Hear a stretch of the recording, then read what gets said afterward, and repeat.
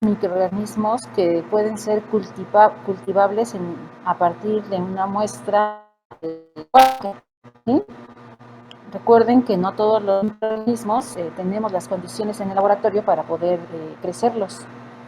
Entonces, bueno, ahí dice que mi internet es inestable, si no me escuchan, en este caso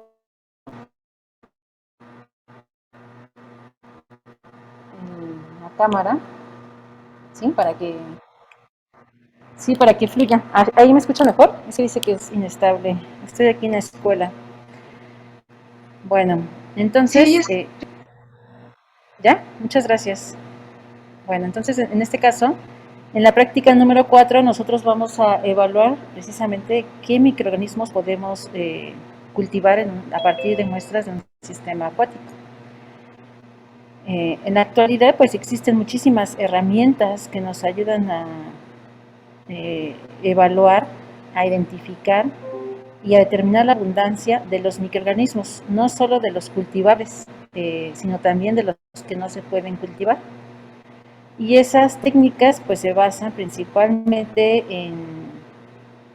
en el DNA, en el genoma, que nos permite determinar qué otros microorganismos podemos encontrar. Entonces son esas herramientas ómicas que nos ayudan a identificar aquellos microorganismos que no podemos cultivar en el laboratorio, ¿sí?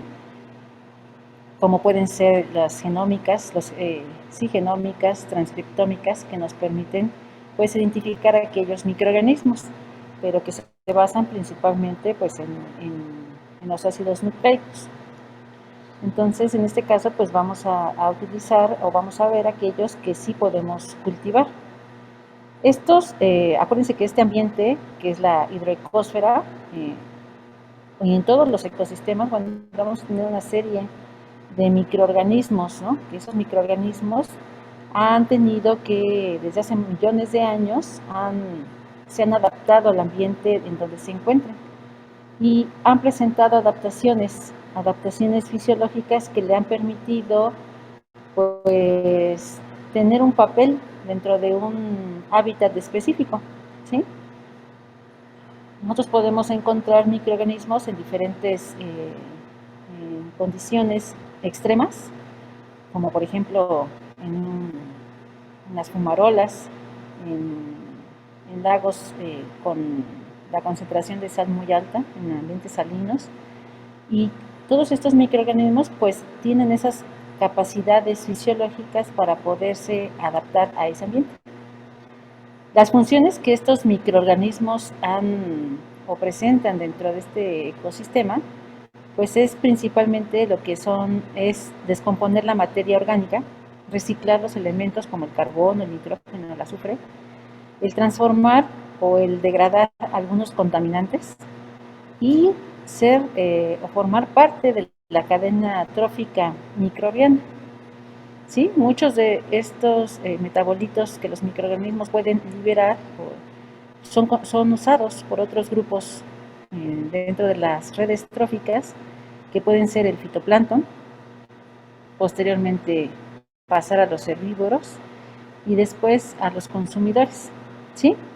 Y todo esto pues es un ciclo donde todos tienen un papel definido o el nicho ecológico definido, y esa es la importancia que los microorganismos dentro de un ambiente acuático pueden tener, ¿sí?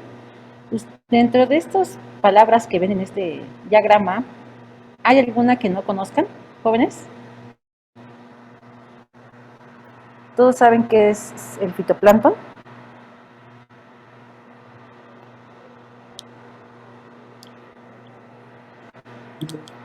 Ubico. ¿Cómo? Sí lo ubico. Sí lo ubica. A ver, dígame una definición, por favor.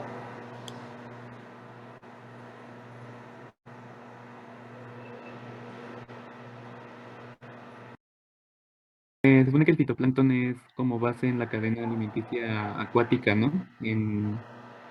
Ajá, de otras especies.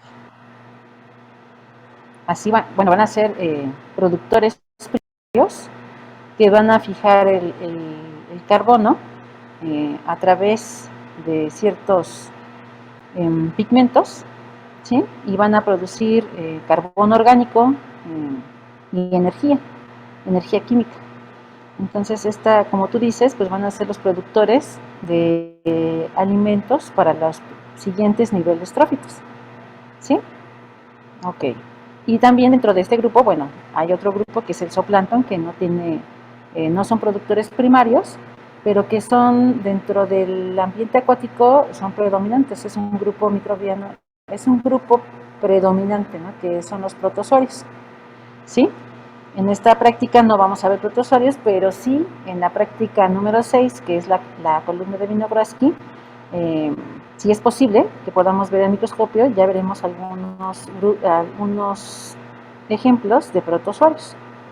Entonces, generalmente todas estas adaptaciones de los microorganismos, adaptaciones fisiológicas de los microorganismos, pues va a depender del uso, ¿no? de ciertos elementos, si llevan a cabo una respiración aerobia, anaerobia, facultativa, si son estrictos, sí van a poder hacer uso de diferentes aceptores y pueden ubicarse en ambientes que son óxicos, que es en presencia de oxígeno, o microaerofílicos o anóxicos, ¿sí?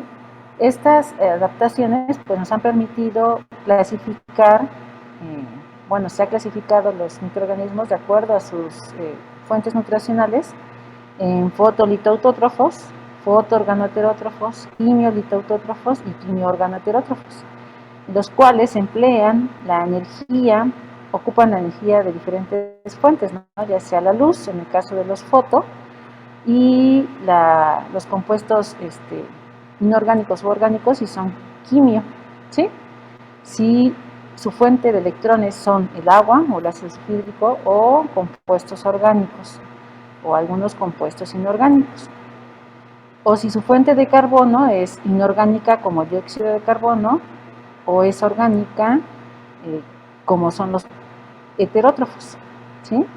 Y algunos de estos grupos bacterianos representativos, en el caso de los fotolitautótrofos, que llevan a cabo la fotosíntesis y pueden fijar este carbono inorgánico a carbono orgánico en forma de glucosa, pues vamos a encontrar principalmente algunas cianobacterias, que son algas verde-azules, o algunas bacterias del azufre, sí, verdes del azufre o púrpuras del azufre.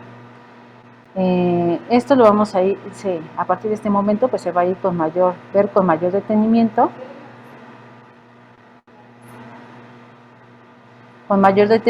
en las siguientes prácticas. Pero el objetivo de esta tabla es que ustedes vean que los microorganismos pues, pueden entrar o clasificarse en una categoría dependiendo pues, de la fuente de energía, la fuente de electrones y la fuente de carbono. ¿Hasta aquí vamos bien, jóvenes? Sí, maestra. Sí, maestra. Ok. Bueno. En las clases anteriores, en las prácticas anteriores, ustedes ya vieron algunos grupos microbianos, como son las bacterias mesofílicas aerobias, hongos filamentosos, que ya es un grupo que ustedes ya ubican, ¿sí?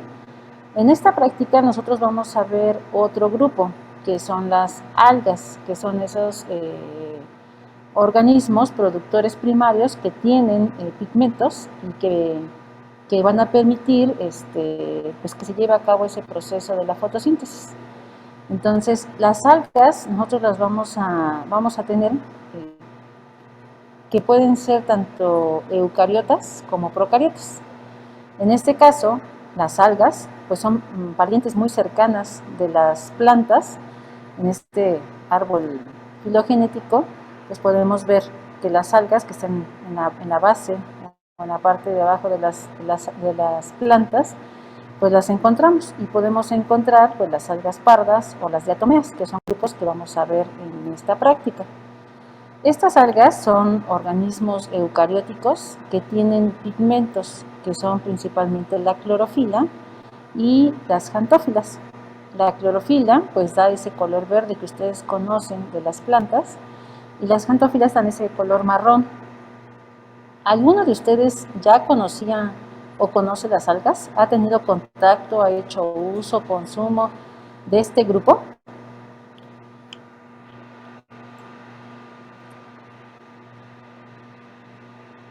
No, maestra. ¿Nadie ha utilizado o consumido algas para bajar de peso? ¿O han visto comerciales acerca de este grupo?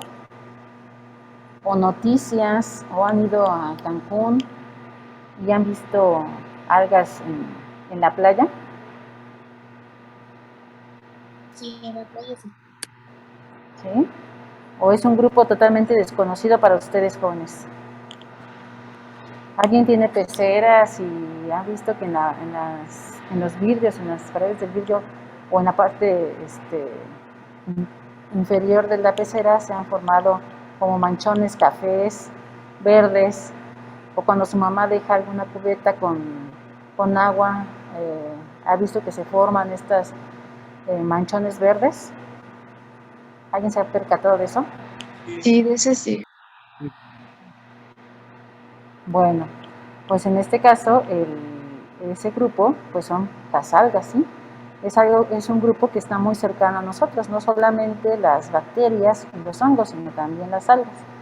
Pero en este caso, bueno, estas algas tienen, todas son importantes, pero ellas pues llevan a cabo un proceso importantísimo que es la fijación del carbono a través de la fotosíntesis y que puede ser y que en este caso es la fotosíntesis oxigénica, ¿sí? Estas algas nosotros las podemos encontrar desde formando una sola célula, unicelulares, hasta que sean filamentosas o que formen colonias. Y las podemos ver utilizando a través de un microscopio o las podemos ver macroscópicamente como son todas las algas pues ya de un gran tamaño y que ustedes han visto en las playas de color café o color rojizo, ¿sí? Entonces, bueno, este grupo es muy interesante. Dentro de las algas, nosotros, bueno, esos son algunos ejemplos de esa diversidad, todas esas formas que podemos encontrar, ¿sí? Tenemos que forman colonias, que son unicelulares o que son filamentosas. Bueno, aquí no tengo un ejemplo. Y tienen una estructura pues muy característica, ¿sí? Dentro de estas algas nosotros también encontramos un grupo que se llaman algas doradas, que son las diatomeas. Esas diatomeas, ustedes seguramente los que tienen peceras pues las han conocido, que forman la tierra de diatomeas y que se usan en los filtros, ¿sí? Para filtrar el agua y que se limpia. Entonces, estas fotografías de microscopía electrónica pues nos permite ver las formas que tienen. Tienen formas muy bien definidas, ¿sí? Que parecen como, yo digo que como bolillos, o que tienen forma circular, y que tienen esa estructura muy dura, hecha de sílice. Entonces, estas diatomeas pues son un ejemplo de este grupo de algas doradas, ¿sí? Tenemos otro grupo que son las algas verde azules o cianobacterias. En este caso, este tipo de algas sí son procariotas, ¿sí? Ellos tienen pigmentos como la clorofila A y tienen ficodiliproteínas que le dan precisamente esa coloración azul, por eso se llaman verde azules. También llevan a cabo la fotosíntesis oxigénica, en este caso sí son microscópicas, pero también podemos ver algas que son unicelulares, que forman colonias o que son filamentosas. En este caso son algunas imágenes de cómo es que se ven algunas de estas cianobacterias, ¿sí? Y de las cuales pues ya son conocidos o bien los géneros de los que integran este tipo de algas. ¿Sí, jóvenes? ¿Hasta aquí vamos bien, jóvenes? Sí. Sí. Bueno, entonces nosotros vamos a tener algas que son eucariotas y vamos a tener algas que son procariotas y que se les van a llamar algas verde azules o cianobacterias. Y cada una va a tener un pigmento diferente que le permite pues absorber a diferente longitud de onda la luz, ¿sí? Y este grupo de organismos pueden llevar a cabo la fotosíntesis oxigénica. Nosotros, eso es de forma resumida. Entonces, me gustaría compartir con ustedes un poco más de un grupo que es interesante, que son las diatomeas. Nada más déjenme por aquí rápidamente.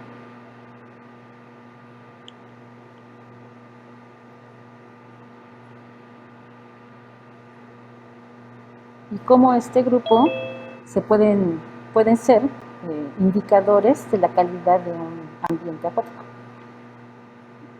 ¿Me dicen si escuchan el video, por favor? Esta es una observación de diatomeas colectivas. Sí se oye. Gracias. No hay material particulado en la preparación, facilitando el proceso de observación de diatomeas. De la misma forma, las ornamentaciones en la superficie de las palmas pueden ser claramente observadas. Estas diatomeas fueron colectadas de un río levemente contaminado. ¿Qué tipo de diatomeas usted esperaría encontrar en un río limpio o en un río muy contaminado? En este ambiente observamos un canal con aguas contaminadas, donde las aguas cloacales se filtran directamente.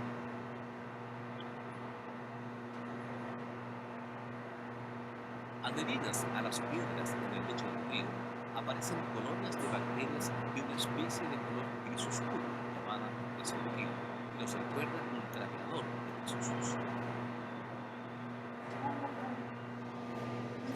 ¿Será que hay diatomeas en este tipo de ambientes? Vamos entonces a colectar y preparar una muestra de este ambiente y observarla al microscopio. ¡Opa! En aguas extremadamente contaminadas, las diatomeas son capaces de vivir.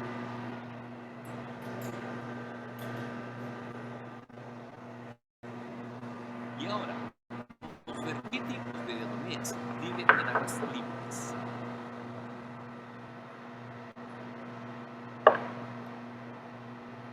Este es un río de montaña de aguas limpias. Aquí las aguas son muy limpias, ¿no es verdad?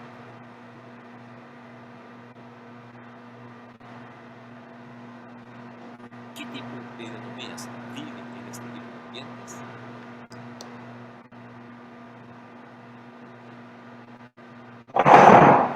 Formas ovales, circulares y lineares se encuentran entre las muchas formas de diatomeas encontradas en muestras de aguas limpias, completamente diferente a las que ocurren en muestras de aguas altamente contaminadas. Las diatomeas ocurren en diferentes tipos de ambientes acuáticos, siendo que diferentes especies ocurren de acuerdo con las condiciones ambientales presentes.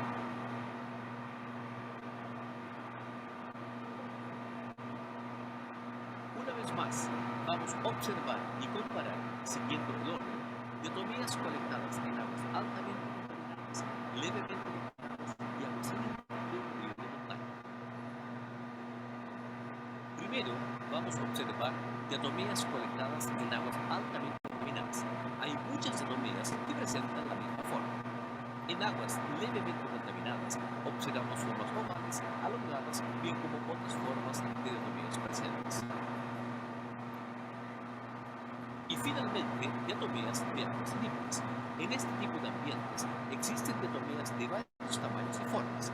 Aquí es fácil observar muchas especies diferentes que viven en estos ambientes. Por lo tanto, observando las diatomeas presentes en una muestra, es posible predecir la calidad del agua.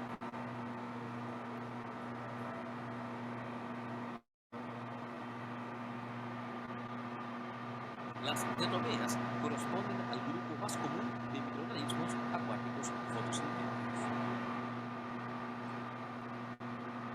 Las diatomeas están presentes no solo en los ríos, ellas pueden vivir también en lagos, humedales y pantanos. Aparte de las especies de diatomeas que viven adheridas a las piedras, existen también especies de vida libre que pueden ser conectadas utilizando una red de púa.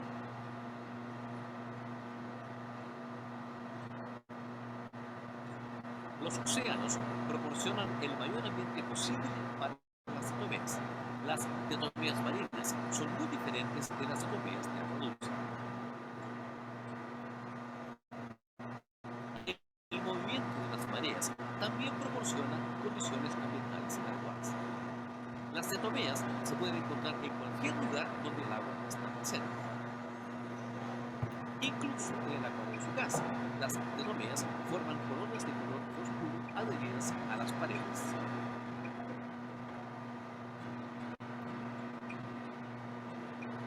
Las valvas de diatomeas construyen una verdadera bomba de agua. A través de la fotosíntesis, las diatomeas producen grandes cantidades de oxígeno en el medio acuático.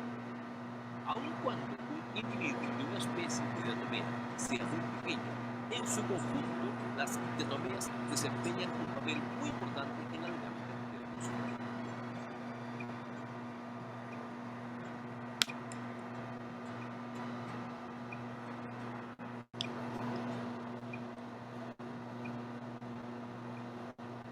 Muy bien, jóvenes. Vamos a ver a Valeria. Valeria, ¿podría hacer un resumen de este video?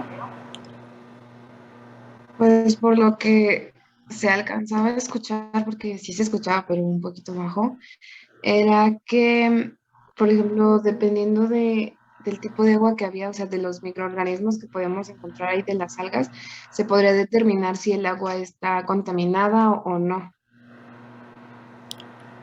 Ok, muchas gracias, Valeria. ¿Y qué lo que ustedes observaron cuando compararon estos tres ambientes, que era medianamente contaminado, muy contaminado y no contaminado? La variedad que hay bueno, se veía principalmente la variedad de formas. Así es, joven, la diversidad cambia. Y la abundancia de algunas, pues va a ser mucho mayor en ambientes que son contaminados. Entonces, en este caso, pues las bacterias doradas, como así se le conocen, o las diatomeas, pues se convierten en indicadores de la calidad del agua, ¿sí? Entonces pueden tomar como ejemplo este tipo de, bueno, lo que acaban de observar, para la discusión cuando evalúen pues la cantidad de unidades formadoras de colonias por mililitro, ¿sí? de este grupo microbiano. ¿Sí, Joel? Sí. Y ustedes se pueden preguntar, ay, ¿por qué si le pongo de comer a mis peces y no comen, no? ¿Por qué? O sea, ¿por qué se mantienen vivos, no? Entonces es por eso que aunque ustedes no les pongan de comer, pues generalmente las algas doradas o las algas verdes o las cianobacterias, pues están presentes en estos ambientes. Y hace tiempo, bueno, el semestre pasado el maestro Trini nos compartió que las cianobacterias también las encontramos formando parte de la flora de nuestro cuerpo. Y las encontramos, bueno, en ese artículo decía que estaban en las axilas, ¿verdad, maestro Trini? Sí, así es, maestra. Y ojalá nos pudiera ándale. Sí. Sí, que nos pudiera compartir nuevamente el documento para que ustedes vieran que las cianobacterias también forman parte de nuestra flora.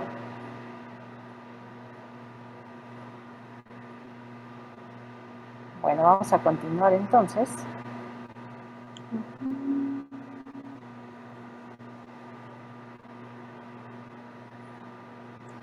Bueno, este gráfico me llama la atención porque evalúa precisamente cómo es que si hay un aporte de aguas residuales a un ambiente acuático como el río, ¿qué es lo que pasa con los nutrientes? ¿Qué pasa con el oxígeno? ¿Y qué pasa con el número de células que pudiéramos encontrar conforme pues va avanzando, ¿no? Va avanzando la corriente, ¿sí? Entonces le voy a pedir, por favor, déjenme ver, ¿dónde está? Me veo los participantes. Es Adriana Núñez.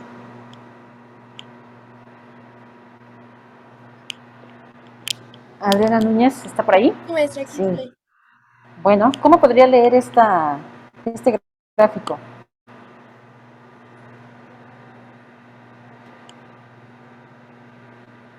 ¿Cómo lo interpreta?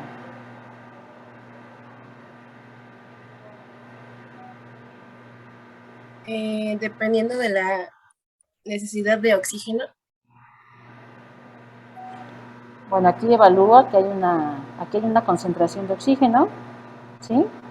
Que se mantiene, pero ¿qué es lo que pasa, Adriana?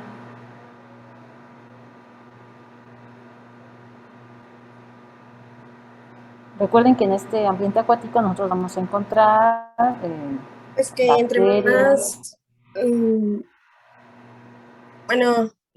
más corriente allá abajo hay menos oxígeno y luego vuelve a subir. ¿Pero por qué?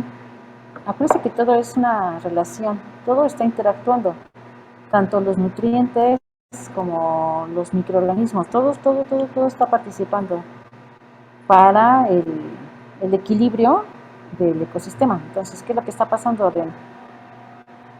Que el aporte de aguas residuales aumenta la cantidad de microorganismos.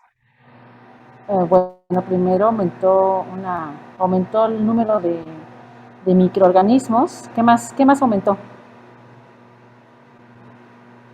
Las bacterias, el carbono orgánico. El carbono orgánico, un ejemplo de carbono orgánico, Adriana.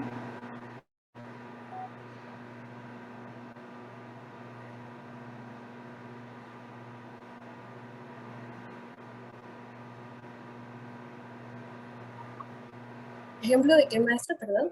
De carbono orgánico.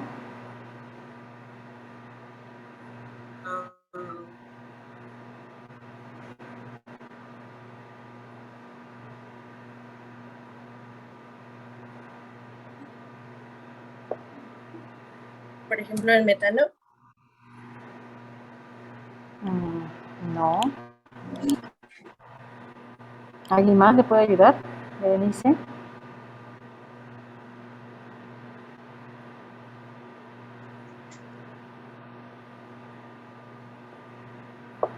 Como la Recuerden que ¿la qué? glucosa. La glucosa puede ser, ¿sí? Entonces hay un aumento síguele Adriana, síguele. Entonces hay un aumento de microorganismos, a un aumento de una fuente de carbono externo, carbono orgánico. ¿Y se acuerdan cuál era la función del DBO? ¿Qué evaluaba el DBO? Demanda bioquímica de oxígeno. Es la demanda bioquímica de oxígeno. ¿Y qué nos indica? La cantidad de oxígeno que requiere una población para oxidar la materia orgánica. Así es. Entonces aquí la concentración la demanda bioquímica de oxígeno es alta, ¿sí? Entonces cuando hay este aporte de las aguas residuales, pues se ve incrementado, además las bacterias, el carbono orgánico, el DBO, ¿qué es lo que se ve aumentado también?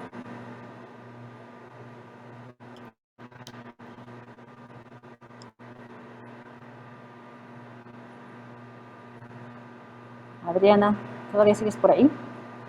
Sí, maestra, No aquí se estoy A pensando. ver, sígale. ¿Qué más? ¿Qué nos está marcando aquí en esta? Siguen ahora la línea punteada y siga la línea negra continua. ¿Qué es lo que está sucediendo?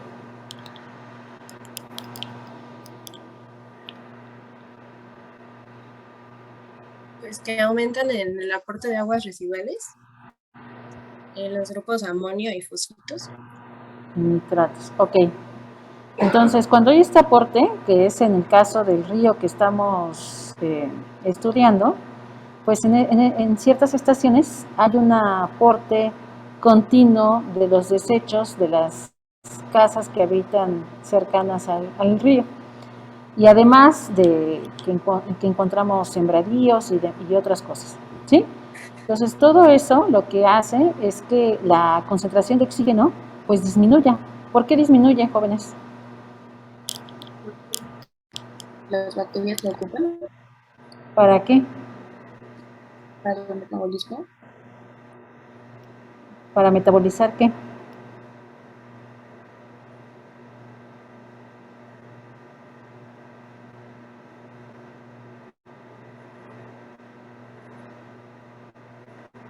La materia orgánica que consumen. Sí, la materia orgánica, que está llegando a este ambiente. Entonces, en este gráfico lo que nos dice es que cuando hay un aporte de aguas residuales, pues la concentración de ciertos elementos como fosfatos, nitratos y carbono y materia orgánica, pues se ven aumentados. En este caso, pues las bacterias tienen que trabajar en esa degradación y por lo tanto la cantidad, aquellos que ocupan el oxígeno para la degradación, pues se ve disminuido. ¿Sí? Y el DBO o la cantidad de oxígeno que requieren las bacterias para degradar esa materia, pues se ve aumentado. Conforme vamos avanzando en la distancia del río, pues estos elementos se van equilibrando, ¿no? Entonces, pero ustedes recuerden que en este ambiente también tenemos a las algas y las cianobacterias y que estas, a través del proceso de la fotosíntesis, pues van a estar produciendo ese oxígeno, ¿sí? Y por eso es que la cantidad de oxígeno, la concentración, disminuye conforme se está degradando la materia, pero ellas están haciendo ese aporte de oxígeno al ambiente. ¿Sí, jóvenes? Sí. ¿Sí? Entonces recuerden que todos están interactuando con el objetivo de que exista pues ese equilibrio en el ecosistema. ¿Sí? Entonces, en esta práctica nosotros